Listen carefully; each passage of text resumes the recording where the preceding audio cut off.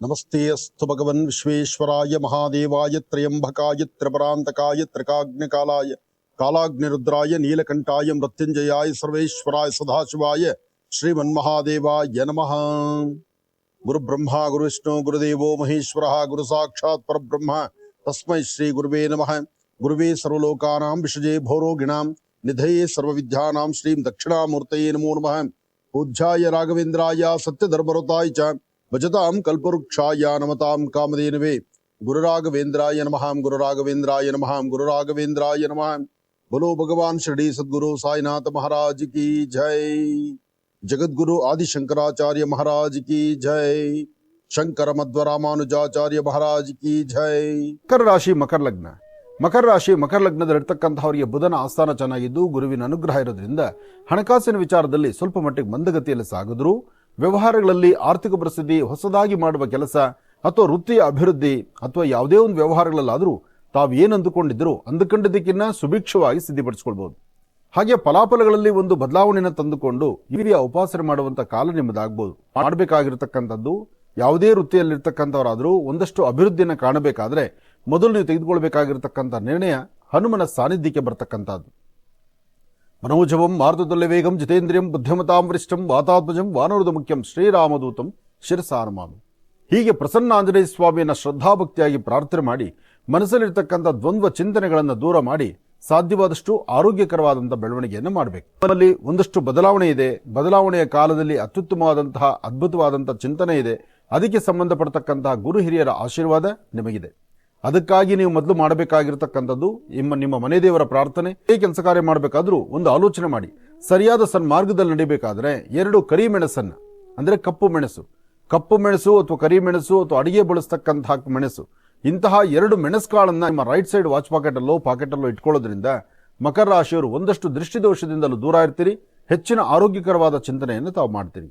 ಶುಕ್ರನ ಆಸ್ಥಾನ ಚೆನ್ನಾಗಿದ್ದಾಗ ನಿಮ್ಮ ಮುಖದ ವರ್ಚಸ್ಸು, ತೇಜಸ್ಸು, ತಾವು ಮಾಡಬೇಕಾಗಿರ್ತಕ್ಕಂಥ ಮಾಡುವಂತಹ ಕೆಲಸ ಎಲ್ಲವೂ ಅರ್ಥಪೂರ್ಣವಾಗಿರುತ್ತೆ. ಹಾಗೆ ಮನೆಯಲ್ಲಾಗಲಿ ಅಥವಾ ನಿಮ್ಮ ಆತ್ಮೀಯರಲ್ಲಾಗಲಿ ಅಥವಾ ನಿಮ್ಮ ಉದ್ಯೋಗ ಕ್ಷೇತ್ರದಲ್ಲಾಗಲಿ ಪ್ರಾರಂಭಿಕ ಹಂತದಲ್ಲಿ ಒಂದಷ್ಟು ಜೋಶಾಗಿ ಅಥವಾ ಒಂದು ಸಂತೋಷದಿಂದ ಸಂಭ್ರಮದಿಂದ ಒಂದು ಕೆಲಸ ಕಾರ್ಯಗಳನ್ನು ಮಾಡಿ ಏನೋ ಒಂದು ಸಾಧನೆ ಮಾಡಬಹುದು, ಮಾಡಲಿಕ್ಕಾಗತ್ತೆ, ಮಾಡ್ತೀನಿ ಎಂಬತಕ್ಕಂಥ ಚಿಂತನೆಯಲ್ಲಿರ್ತೀರಿ. ಆದರೆ ಅದೇ ಸಮಯದಲ್ಲಿ ಸಣ್ಣ ಸಣ್ಣ ವಿಚಾರಕ್ಕೂ ಸಹಿತ ಮನಸ್ಸಲ್ಲಿ ಇಲ್ಲದಂಥ ರೀತಿಯಲ್ಲಿ ಆಲೋಚನೆಗಳನ್ನು ಮಾಡಿ ಕಣ್ಣಲ್ಲಿ ಆಗುವಂತಹ ಪರಿಸ್ಥಿತಿಗಳಲ್ಲಿ ಬೇರೆ ಬೇರೆ ಥರ ತೊಂದರೆಗಳನ್ನೂ ನೋಡ್ತೀರಿ.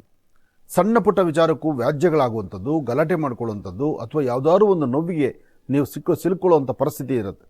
ಆದರೆ ಇಂತಹ ದೋಷಗಳಿಂದಲೂ ಸಹಿತ ಮುಕ್ತರಾಗಬಹುದು. ಹೇಗೆ?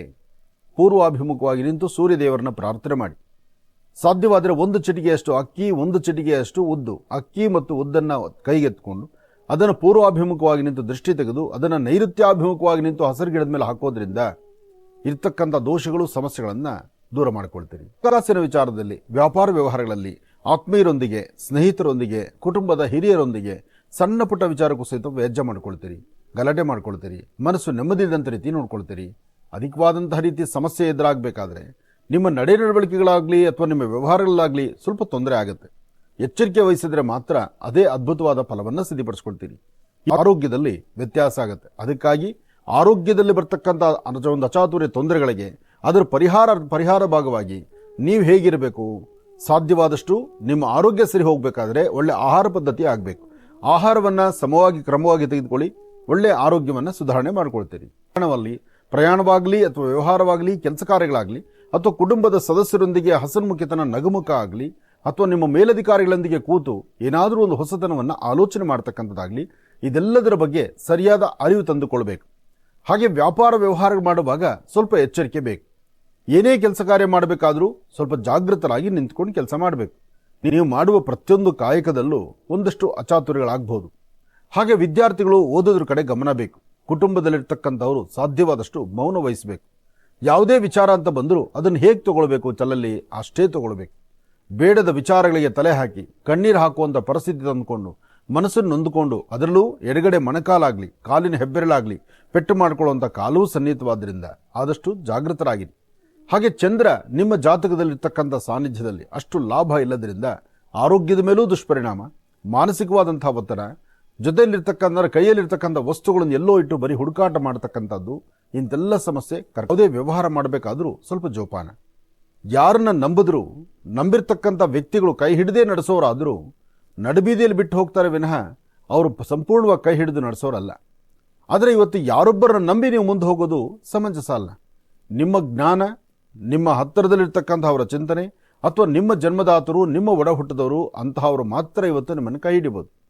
ಅದನ್ನು ಹೊರತುಪಡಿಸಿ ನೀವು ಯಾರನ್ನೋ ನಂಬಿ ನಾನೊಂದು ಹೆಜ್ಜೆ ಮುಂದೆ ಹಾಕ್ತೀನಿ, ನಾನೇನೋ ಇನ್ವೆಸ್ಟ್ ಮಾಡ್ತೀನಿ, ಏನೋ ಒಂದಿಷ್ಟು ಬಡ್ಡಿ ಕಾಸು ತಂದು ಅದನ್ನು ಸರಿಪಡಿಸ್ಕೊಳ್ತೀನಿ ಅಥವಾ ಒಂದಷ್ಟು ಲಾಭಕ್ಕೆ ನಾನು ತಿರುಗಿಸ್ಕೊಳ್ತೀನಿ, ಖಂಡಿತ ಸಾಧ್ಯ ಇಲ್ಲ. ಎಲ್ಲ ಕೆಲಸಗಳಲ್ಲೂ ಒಮ್ಮೆ ಆಲೋಚನೆ ಮಾಡಿ, ಇದು ಸರಿ ಅಂತ ನಿಮಗೆ ಸಂಪೂರ್ಣ ಸರಿ ಇದ್ದರೆ ಮಾತ್ರ ಕೈ ಹಾಕಿ. ಇಲ್ಲ ನಾಳೆ ಎಡವಟ್ಟಾಗಿ ಸಮಸ್ಯೆ ಮಾಡಿಕೊಂಡ್ರೆ ಅದನ್ನು ಸರಿಪಡಿಸೋಕೆ ತಿರುಗಿ 15 ದಿವಸ ಬೇಕು. ಅದಕ್ಕಾಗಿ ಯೋಚನೆ ಮಾಡಿ, ಹುಡುಕಬೇಡಿ. ದುಡುಕಿ ತೀರ್ಮಾನ ತಂದುಕೊಂಡು ಕಣ್ಣೀರು ಹಾಕೋದು ಬೇಡ.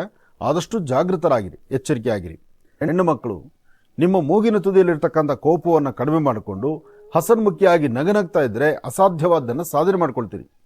ನಿಮ್ಮ ಮೂಗಿನ ತುದಿಯಲ್ಲಿರ್ತಕ್ಕಂಥ ಕೋಪಕ್ಕೆ ನೀವು ಹೊತ್ತು ಕೊಟ್ಟು ಅದಕ್ಕೆ ನೀವು ಪ್ರೋತ್ಸಾಹಿಸಿಬಿಟ್ರೆ ನೀವು ಹಾಕುವ ಹೆಜ್ಜೆ ನಿಮಗೆ ಅರಿವಿಲ್ಲದಂಥ ರೀತಿ ಜಾರಿ ಬಿದ್ದಂಗಾಗತ್ತೆ, ಸಮಸ್ಯೆ ತಂದುಕೊಳ್ಬೇಕಾಗತ್ತೆ.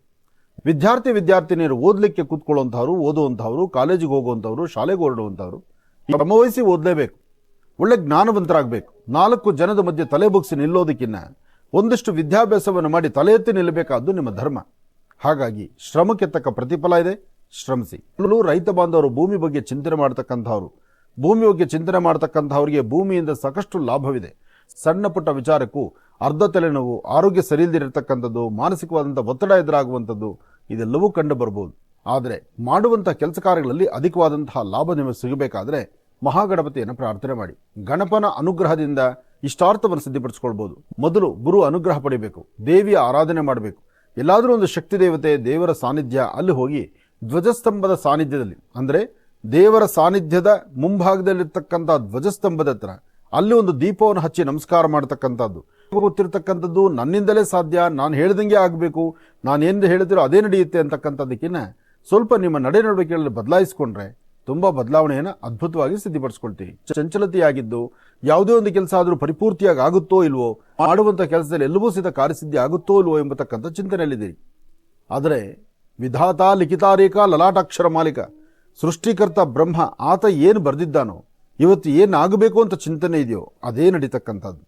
ನಾವು ನಮ್ಮ ಪ್ರಯತ್ನ ಮಾಡಬೇಕು, ಸಾಧ್ಯವಾದಷ್ಟು ಪ್ರಯತ್ನದಲ್ಲಿ ಲೋಪ ಇಲ್ಲದಂತೆ ಇರಬೇಕು.